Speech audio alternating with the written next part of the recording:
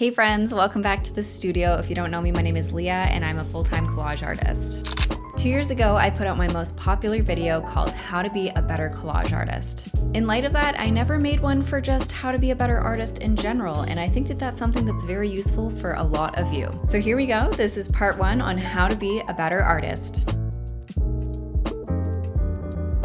Number 1 is embracing ugly compositions. I don't know if you're gonna like this one, but ugly art is a rite of passage. Some of your best art is going to be coming after your worst compositions possible. Take it from my own experience. Chasing perfection will not get you where you wanna be. Instead, I encourage you to chase curiosity.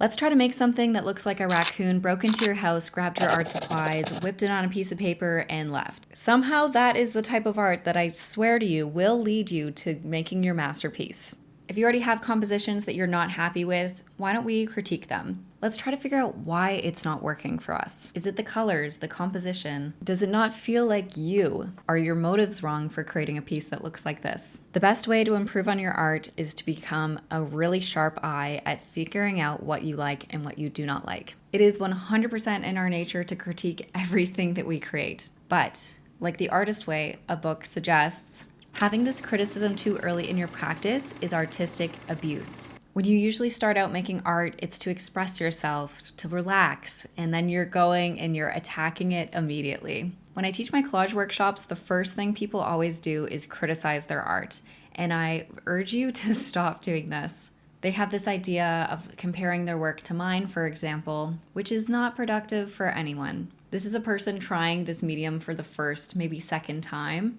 and I've been doing this professionally for 5 years. If it helps, you can separate your art from yourself.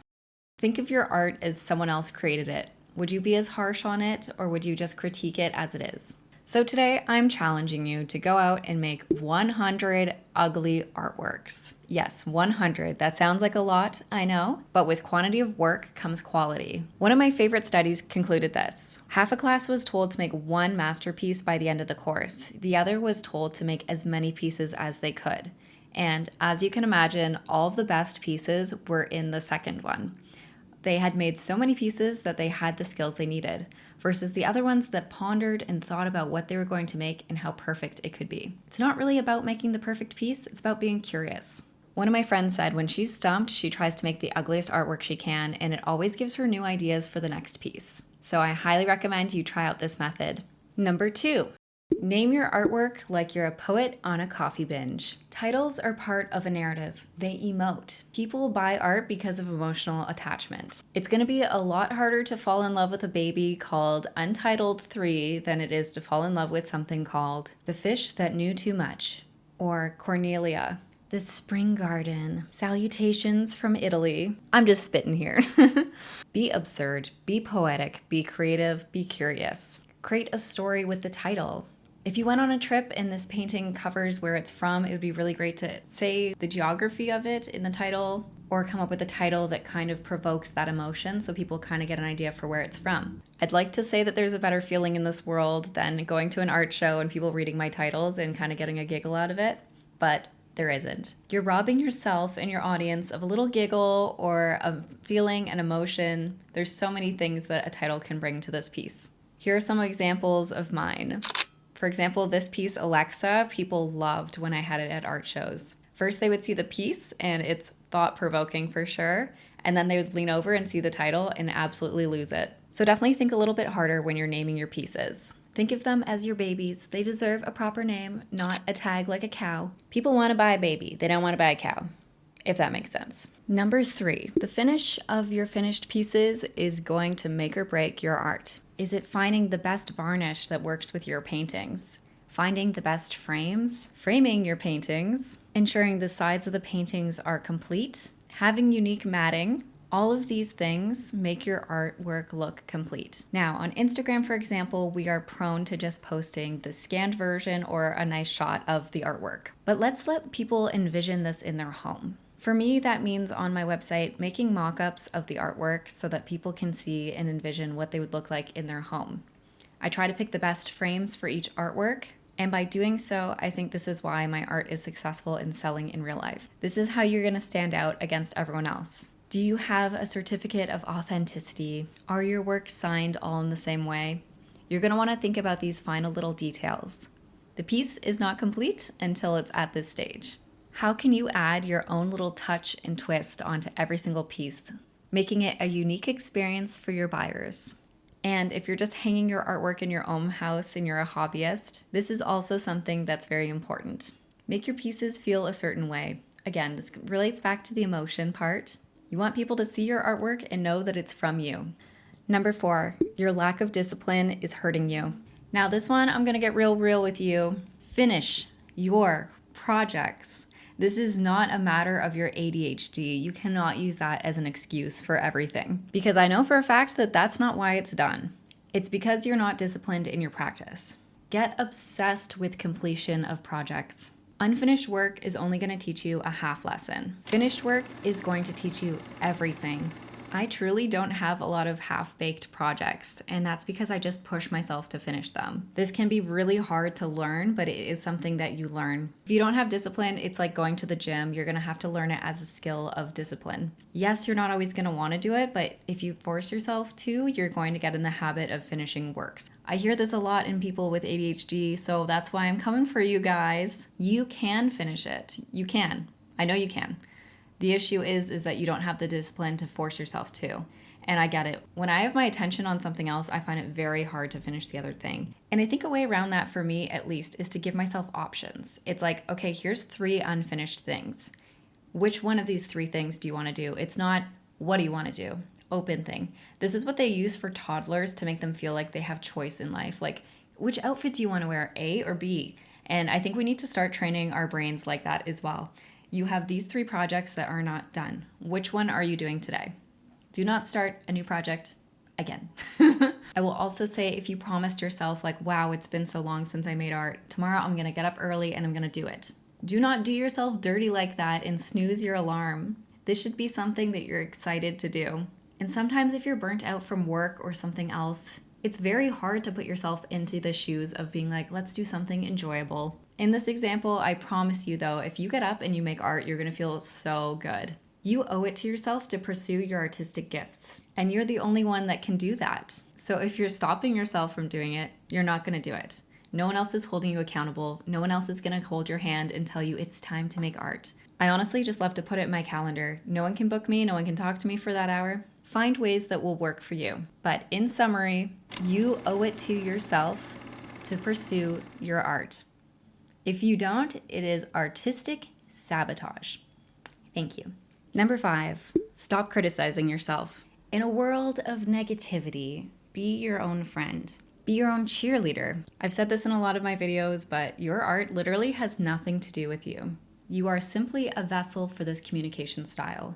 You made it, but it's not you. So then taking these ways that you criticize yourself and putting it onto something that doesn't deserve it just feels wrong. Do not criticize your work in the way that you criticize yourself. I know that's a hard thing to hear, but you are usually your own worst enemy when it comes to criticism.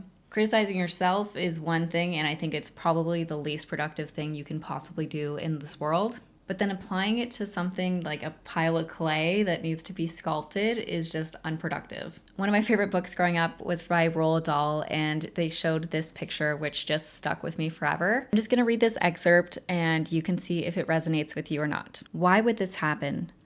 I'll tell you why. If a person has ugly thoughts, it begins to show on their face. And when the person has ugly thoughts every day, every week, every year, the face gets uglier and uglier until it gets ugly. You can hardly bear to look at it. A person who has good thoughts cannot even be ugly. You can have a wonky nose, a crooked mouth, a double chin, and sticking out teeth. But if you have good thoughts, they will shine on your face like sunbeams and you will always look lovely. That always stuck with me as a child. It's such a beautiful way of putting it, and I do agree with them that if you just have a smile on your face, it feels better. And I really think that this applies to self-criticism and art criticism. Tip number 6, use your constraints as a strength. Now, this might sound counterintuitive at first, but hear me out. You can't afford the expensive paints, papers, frames. Great. Do you have a full-time job and kids? Great. Constraints, both financially and time-wise, will actually give you a foundation for your art. This will fuel your creativity versus what unlimited time and money could possibly give you. Why? Because this puts you in a little bit of a box. Otherwise, you could have the whole universe, all the time in the world, all the money in the world. And what would you do? By having limitations, this actually leads you to make your art in the way that it was meant to be. If you can't afford a new notebook, for example, grab an old book and paint inside of it. Your art would look very unique compared to other people's art. Can't get money for canvas either? Check out dead stock fabric stores. Having a background that's fabric instead of blank canvas actually would be very unique and interesting. Have less time to get things done? Great. Some of my best work has actually been done in 20-minute sessions and bursts. And if you're looking to complete something in that short of a time, your art will definitely fit into a different category, making it, again, unique from other people. As a full-time artist who recently quit their 9-to-5, I would love to tell you that I got 40 hours back in my week, but that is just not the case. My time has just been flying by even though I don't have the constraints of the 9-to-5 anymore. Your calendar will fill up no matter what. All of us only have 24 hours in a day and we can only get so much done in that time. And your pockets will empty no matter what you spend it on. So what are the ways that constraints can make your artwork unique? This could also relate to using open source software versus Adobe or something like that. These differences will show in your art, and I need you to embrace them as positive. And my final tip, number 7, share it anyways. Hate what you made? Great. Share it to the world. As I said before, your art is not for you. It's for other people to see and embrace. I'm going to be real with you that some of my biggest sales have come from pieces that I didn't even want to show. I'll do a random sketchbook tour and people will message me about the pieces. They'll be like, oh, that one is striking. Can I get that one? And I'll be like, yeah, sure, but I don't understand it. It's really often the pieces that I don't show that really resonate with people, which is quite interesting if you think about it. But this is why I've learned that my art has nothing to do with me and it's all about the people that are embracing it. And look, I get it. A lot of people hate social media. For one, I'm not a fan of Instagram by any means, but it is the perfect pocket portfolio, as I'm going to call it. If you're in public and someone's like, oh, I want to see your art, it's very easy to pull that out and give it to them and they can look through your portfolio. It's much easier than a website. It's a great way to collect connections and have people message you freely. So even if you hate it, I would highly recommend taking great photos of your art and posting them on a platform of your choosing. The world needs more art, and if you're making art and not sharing it, we don't get to see it. That makes me sad. Your art deserves to be seen, even if you're afraid of being seen yourself. And on this note, I kind of have a bonus one that kind of ties into number 7, is just do it. Thank you, Nike, for that wording, but I've really used this in my practice. It's like, what is the worst thing that could happen? Not to get too philosophical on you, but we only get to live one life. And what is it if you're not able to do the things that you love? To me, life is all about living to your full potential and doing exactly what you want to do, creating memories, building the things you want to. Using your mind to manifest things into reality is a gift. And if you have any artistic abilities or even just like a yearning to create, why not just do it? Get off of YouTube. Stop watching videos on the couch and go make something. That's what I believe, at least. So get up and go do it. I'm putting this out on a Saturday. If you don't even have 20 minutes, go do a little drawing or something. So that's it for me today. I hope you guys really enjoyed this video. If it hit home somewhere, please remember to give it a like, and I would love to hear in the comments which one hit you the hardest. And if you have your own tips, definitely leave them below for other artists. Video comments are a great resource for other artists, and I would love to have the most inspiration possible on this video. And if you'd like to support me in my artistic journey, head over to flanzella.com. There you can find my art prints, originals, collage kits, digital downloads, etc. In my opinion, it's the best place on the internet to find art that will go perfectly in your home.